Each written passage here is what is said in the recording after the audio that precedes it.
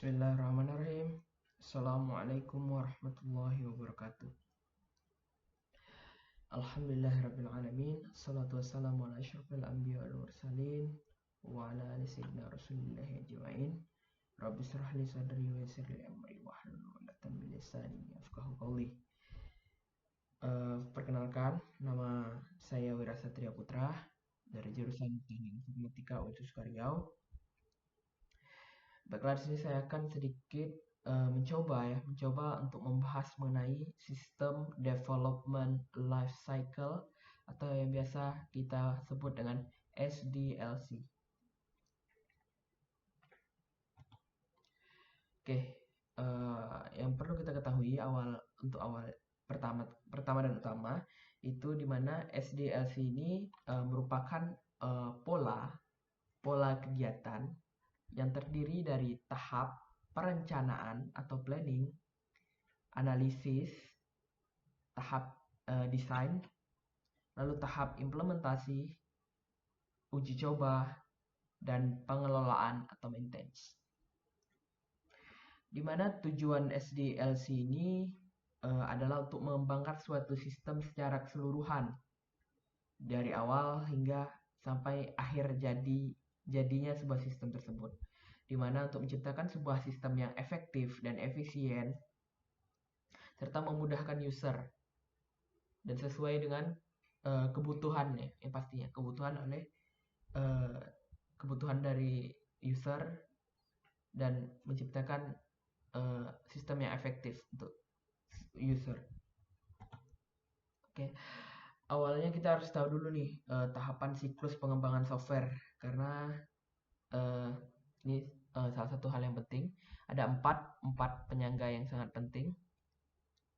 Yang pertama itu pastinya planning atau bisa disebut sistem proposal.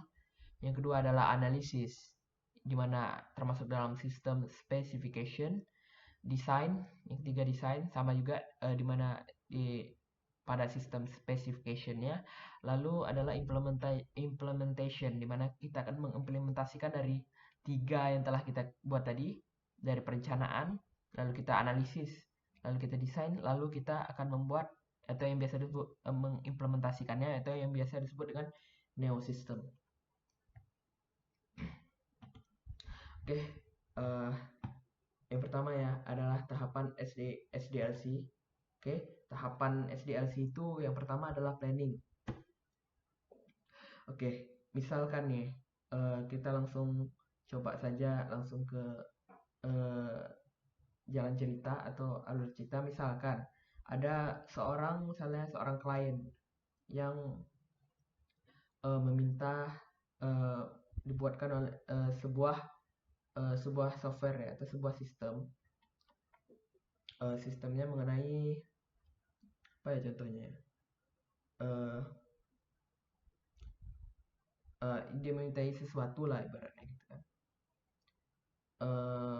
Terus itu akan diterima dahulu oleh seorang user atau product owner. Tentunya orang yang sudah berpengalaman ya untuk menerima klien atau berdiskusi dengan klien. Itu dimana intinya adalah untuk membawa dari permintaan kebutuhan user tadi, apa sih yang dia butuhkan gitu kan, sistem apa yang dia inginkan, apa yang dia butuhkan, ataupun biasa kita buat sistem request ya, apa yang dibutuhkan. Terus untuk menuju ke sistem analis, maksudnya dari user dan product owner ini juga akan akan menerjemahkan dari bahasa klien, atau ya karena klien tidak semuanya pastinya melek teknologi. Jadi dari seorang user product owner ini akan mengorek informasi yang dibutuhkan, lalu selanjutnya akan diterjemahkan ke sistem analis. Oke, lalu diterima oleh seorang sistem analis, di mana dia akan membuat analisis kelayakan atau feasibility analysis dari sistem request yang telah diterima dia. Jadi langkah awal dari seorang sistem analis itu pasti akan menganalisis kelayakan dari permintaan yang telah diterima dari sistem request ataupun dari product owner tadi yang telah diterjemahkan, ini apakah bisa untuk dilanjutkan ke tahap berikutnya begitu. Akan dianalisis terlebih dahulu. Oke, lanjut adalah di tahap analisis gitu kan. Ini dimana di tahap ini udah dinyatakan layak nih, udah dinyatakan bisa gitu kan, bahwa permintaan klien tadi gitu.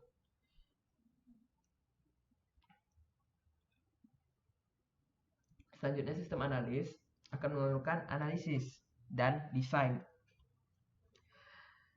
Lalu hasilnya akan menjadi sebuah sistem specification. Di mana juga bahwa sistem analisis ini dibantu oleh business analysis biasanya untuk membantu sistem analisis memahami proses bisnis dan knowledge yang berhubungan dengan software yang akan dibangun. Jadi tidak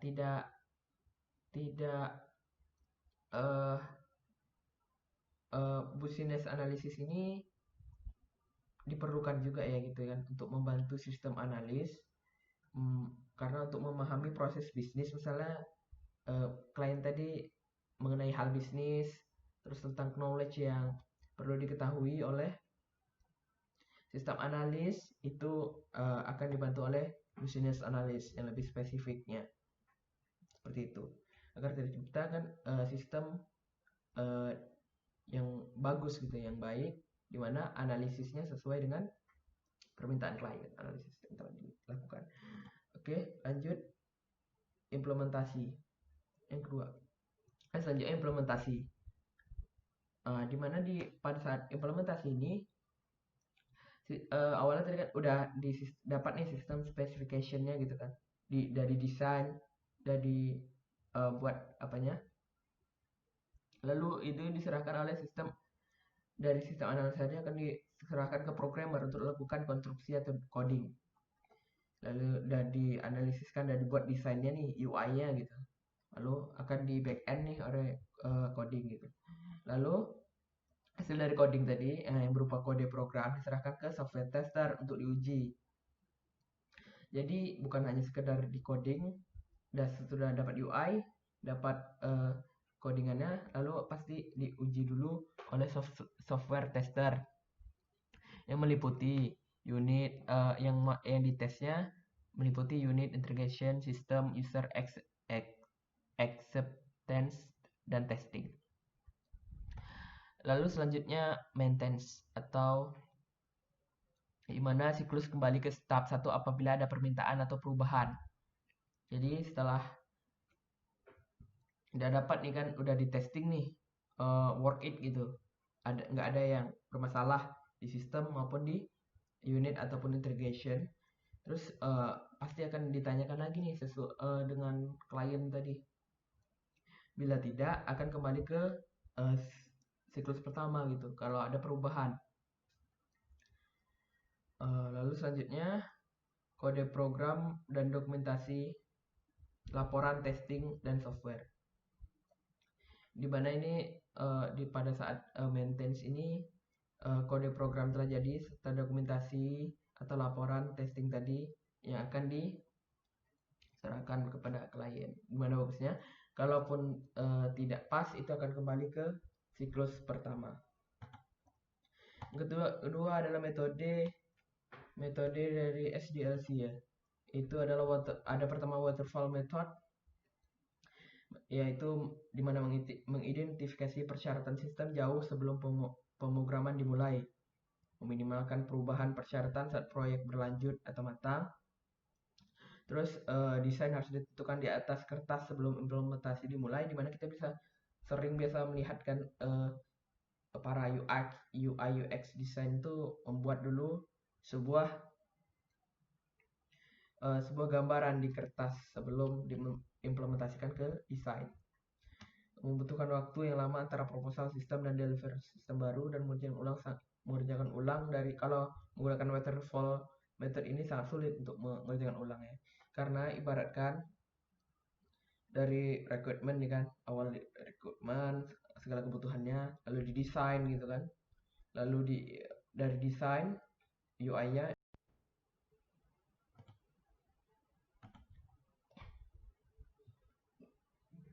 setelah dari desain tadi kan, misalnya dari desain, eh, pasti akan mengulang lagi ya. Kalau misalnya ada bermasalah di desainnya, pasti akan diulang lagi kembali ke rekrutmen gitu. Jadi dimana harus kompleks dan sesuai dengan uh, prosedurnya.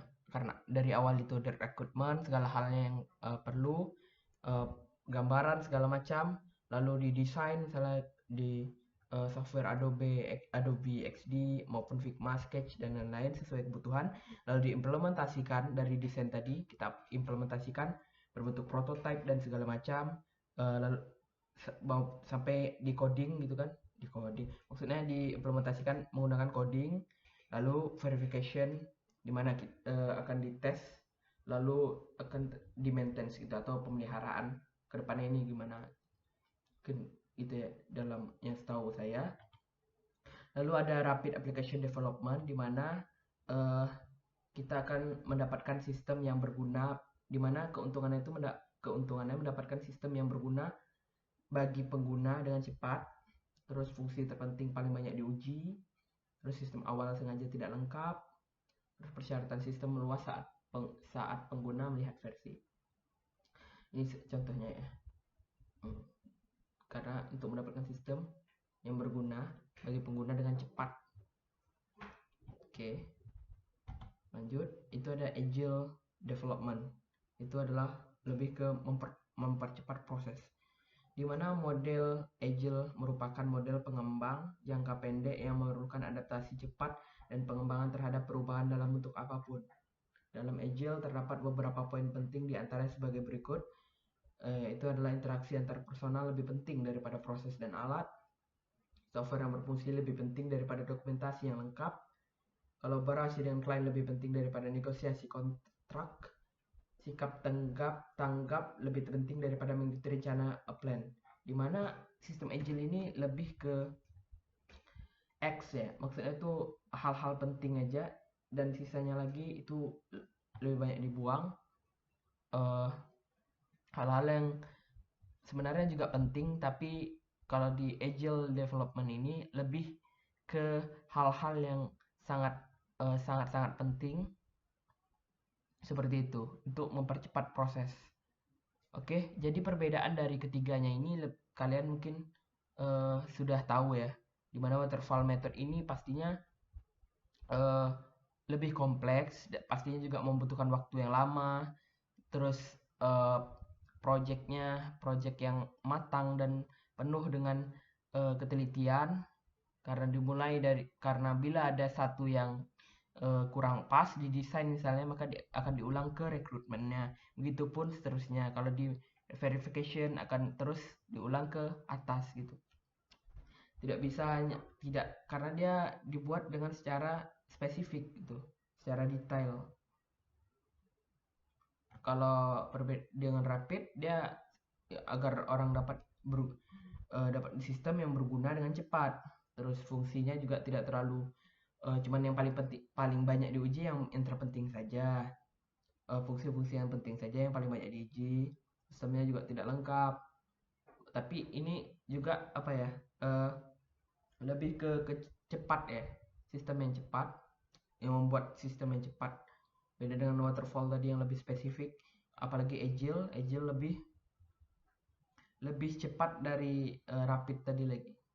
Dimana agile development ini sebenarnya adalah pengembangan jangka pendek yang memerlukan adaptasi yang cepat, bukan perhitungan yang bukan lebih ke perhitungan, tapi lebih ke adaptasi yang cepat dan pengembangan terhadap perubahan dalam bentuk apapun. Itu yang agile development. Oke, mungkin itu saja yang dapat saya sampaikan. Lebih kurang saya mohon maaf. Wabillahi taufiq wal hidayah. Wassalamualaikum warahmatullahi wabarakatuh.